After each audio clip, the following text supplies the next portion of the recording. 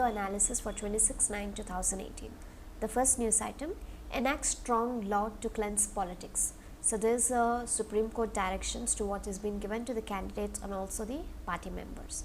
So here it's saying that they have to publish an online pending criminal cases of their candidates, and also they are given a directions to the parliament that they have to bring a strong law to cleanse the political parties of the leaders who are facing the serious crimes. That's a trial of the serious crimes. If any such cases, they have to go ahead and have to make the publication. So first and foremost here, it is each contesting candidate in the form of provided election commission, they have to declare their pending cases in a bold letters. That's first instruction. Secondly, here the candidate requires to inform his or party about the criminal cases if it has been pending against them, him or her.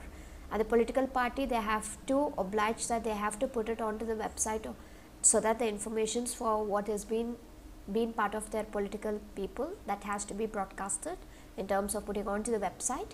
And here the candidate as well as the political party, they'll have to give a wide publicity in the form of declaration in the newspapers and also the electronic media about the antecedents of the candidates. So these are the main important directions to what the Supreme Court has given, so that it's trying to get a strong law on those political parties who are facing a serious crimes. So here the Supreme Court also said that the parliament should frame a law that makes it obligatory.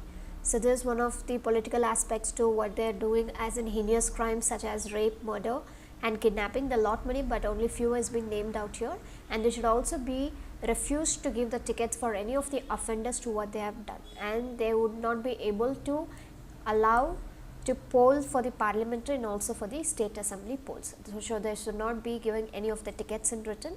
So this is one of the important aspects, and the bench also made it clear that the court cannot legislate for the parliament by introducing the disqualification to ban the candidates facing the trial for heinous crimes from contesting elections. So there is one clear information coming that the court would not be able to legislate for the parliament, but rather the parliament has to do it, and that's why the directions from the Supreme Court is moving on to the parliament right now.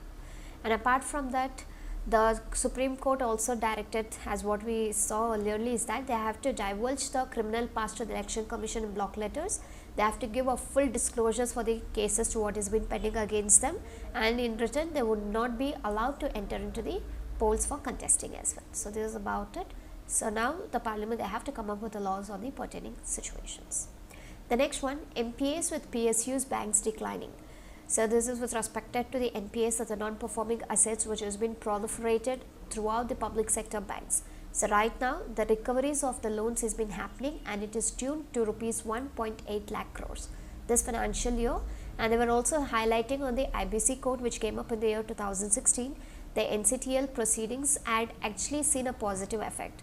So the recoveries and also promoting the promoters to pay the dues, which began very legally, and it is a very positive note, and also this is expecting a good growth to get picked up over the years.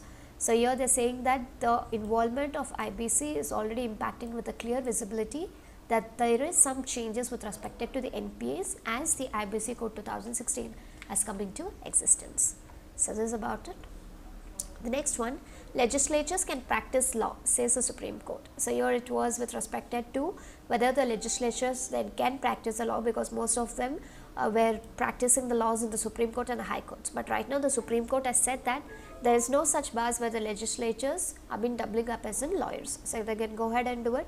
So respect to whether they are members of the BJP or the Congress, they can still practice this.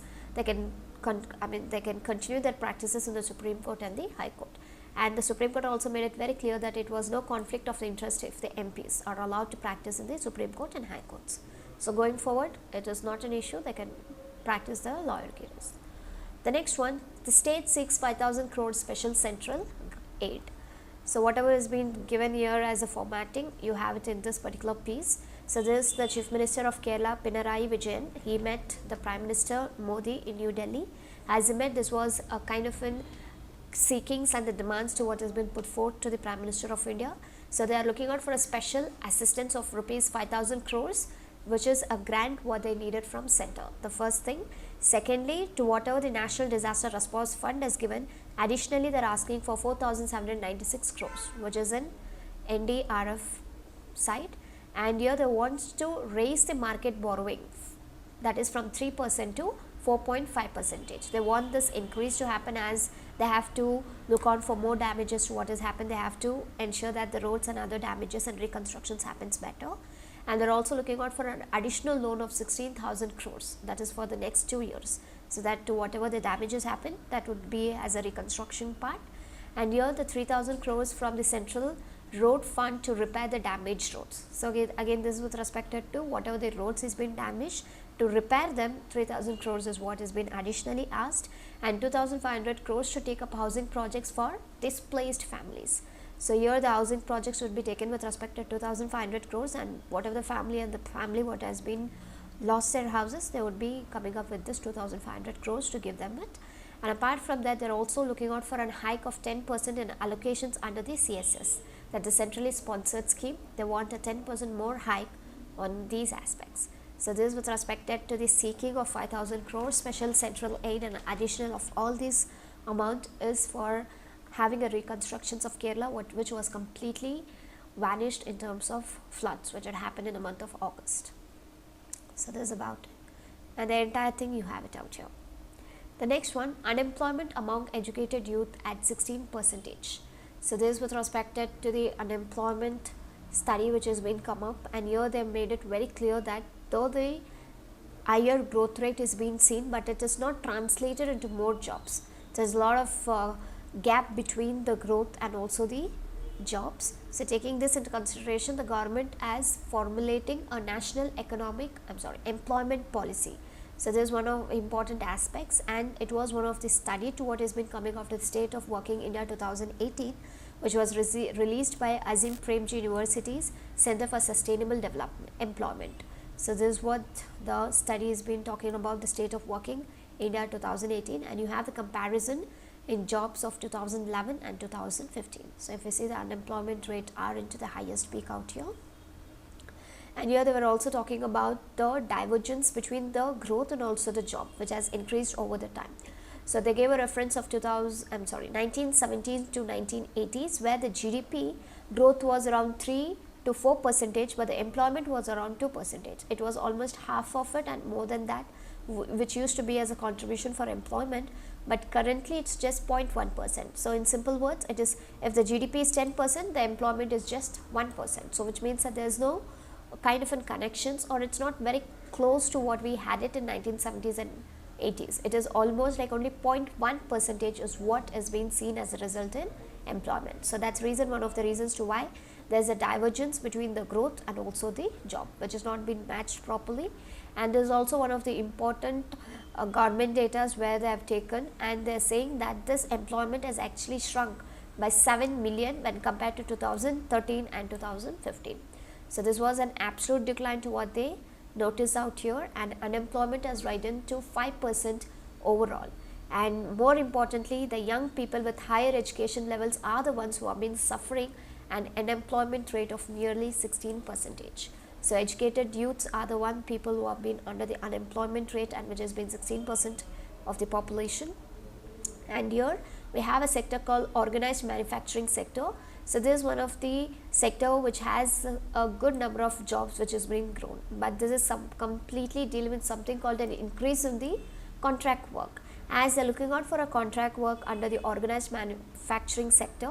So this offers a lower wages and less job security. There is no job security, and the wages is being very lesser. So though it's giving a number of jobs for the people under the organized manufacturing sector, but still the wage and the job security is still nil out there. So this is one of the important aspects to what they found it out. And when we have to look on for the participation of the women is being still far low when compared to any other country, and the situation is and this is one of the kind of a situation where it is unequal across the states. It's not like telling that this is the only aspect to what has been happening, and this is like completely unequal. And if we have to talk about UP, the Uttar Pradesh, where 20 women are actually paid employed out of every 100 men. So the ratio is almost like 20:100. And in Tamil Nadu it is like 50, and in Mizoram it's 70 in Mizoram and the Nagaland. So this is like just an example to what they're trying to showcase for every 100 men what is the workforce of women. And one important findings to what they saw in connection with this was the earnings part, what they earn as an employed person, the gap was larger for the caste and rather than the gender. So it was not on the gender aspect, rather it was on the caste gaps. So here the Dalits and Adivasis are overrepresented in low paying occupations. So these people are being completely coming under the low paying occupations, and several other people are being paid higher, and the people who have been earning compared to the upper caste people were just 55 to 56 percentage. So this is one of the important relevation of the data which is talking about, nothing to do with the gender gap comparatively, but the caste gap has been in a higher instance. So this is the overall report which has been published with respected and released by the Azim Premji universities. So here you have a comparison, you can just look on to it, and if you see here, Kerala was 9%, but right now in 2015 is 12.5, Tripura 14.5, but in this case the Sikkim, which was not there in the list, which is 18.5, Nagaland 25.6, and Tripura is 19.7, and that's the reason they said that it has been shrunk to 7 million population as good with 2013 and 15. The next one, Supreme Court forms the prison reform panels. So this is respected to the Supreme Court, which is actually spoken, or it has set up a committee on prison reforms, where it would be chaired by the apex court judge. And the main problem to why the panel is being, or a reform or a committee is being set up, is to examine the problems which has been there in the prisons, and the overcrowding problem is a very important problem out there, and also to check out with the legal advice to the convicts. So irrespective whether it's for the remission or the parole, so these things has to be brought under the limelight. So this is one of the important aspects to why the Supreme Court forms a prison reforms panel and a committee to look on to all these aspects, and the steps which has been needed can be done. The next one, Parakram Parv to be celebrated. So this with respect to the celebrations which would be observed from September 28 to 30. This is to mark the second anniversary of the surgical strikes which is happening in terms of the terror crimes across the line of control. So this is one of the important aspect to now. The second anniversary is what would be conducted under the line of control, and this is actually to showcase the courage, valor, and also the sacrifice of the armed forces. So there is one important celebrations for the Indian armed forces. So just know about it. The next one, Supreme Court harks back to Mumbai blast to cite the criminalization.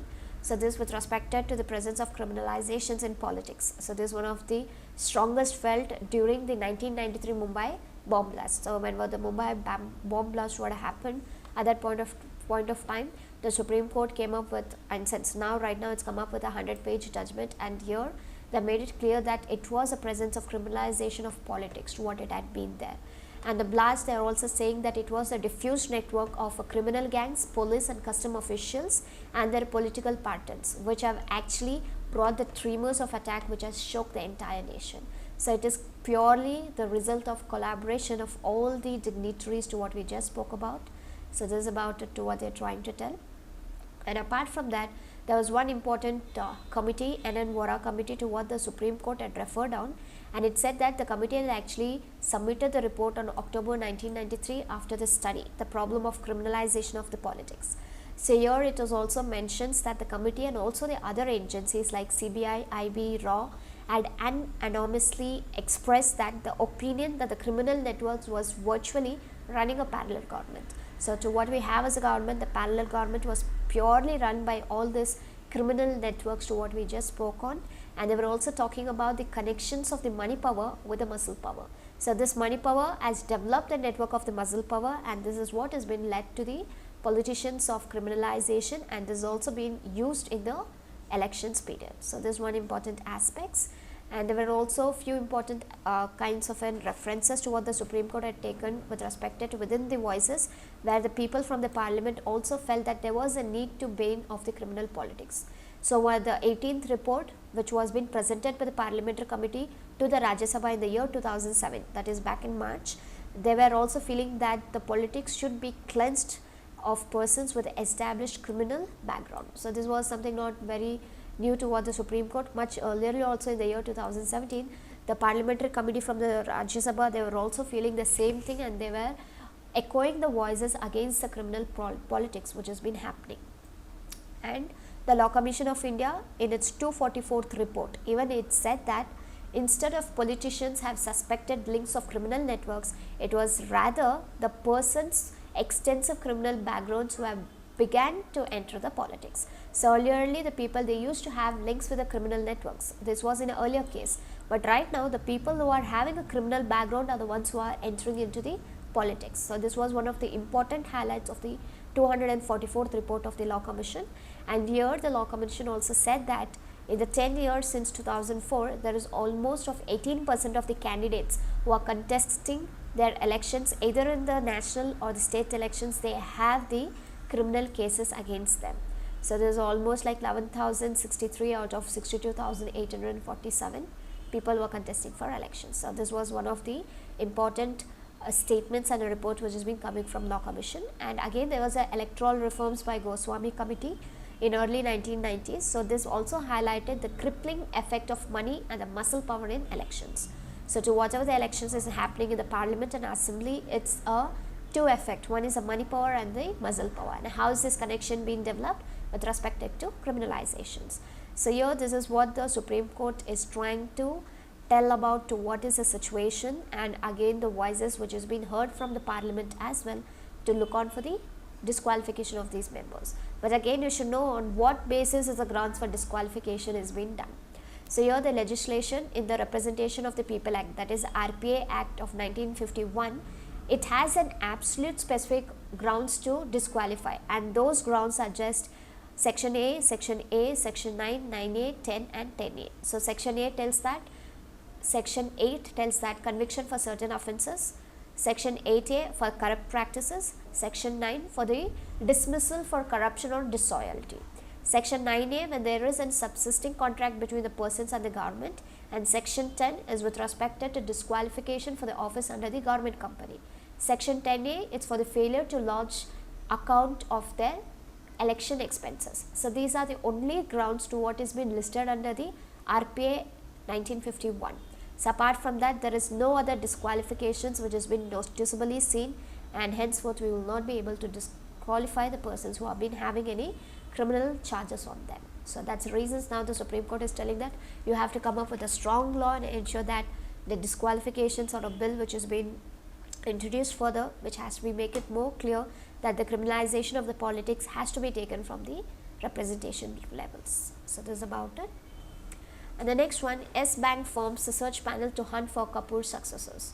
So this was respected to the search and selection committee which has been done by the board of X Bank, where they wanted to form it so that they are looking out for an successor after the officer Rana Kapoor. So this person is actually under the retirement right now, so he's not been able to extend, but right now they are looking out that they are looking for a request from the RBI that they want Mr. Kapoor's term to be extended till September 2019. Already in the month of August itself he should have done with his term, and they have extended only a little more, and after that now the S Bank is telling that you have to extend it till September 2019. But any which ways the RBI has declined this extension and it has given only till January 31st. Anything beyond January 31st it will not be allowed to do it on.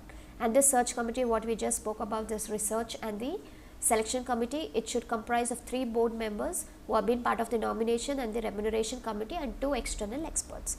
So these are the people who are looking out for an extension. So as we discussed, this is with respect to Mr. Kapoor's term was ended on August, and later the RBI gave till January 2019.